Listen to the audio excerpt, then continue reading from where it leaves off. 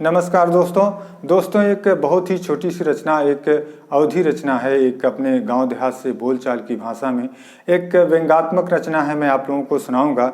आप लोगों के सामने एक छोटा सा विचार है, मैं रखूंगा।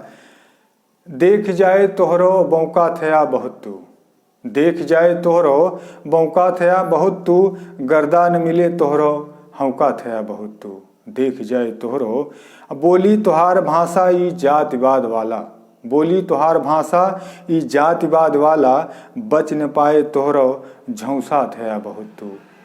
देख जाए तोहरो बौका थया बहुत तू, मुँह से निकारा गारी, मुँह से निकारा गारी, मौका नहीं मिला तो लैके लूकी सकतों दौरा थया बहुत तू।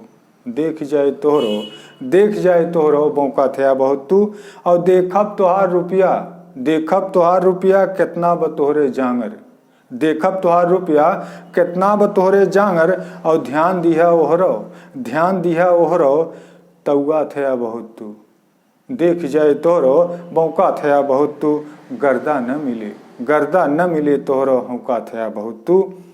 और खिसियान देख ले सब लै लेब्या मुँहभे माटी, खिसियान देख ले सब लै लेब्या मुँहभे माटी, दम दिमाग तोहरो लौका थया बहुत तू। देख जाए तोहरो बौका थया बहुत तू, और आए समय के फेरा नियम कानून बदले, आए समय के फेरा नियम कानून बदले, और नियत हिगर के तोहरो रौछा थया बहुत तू।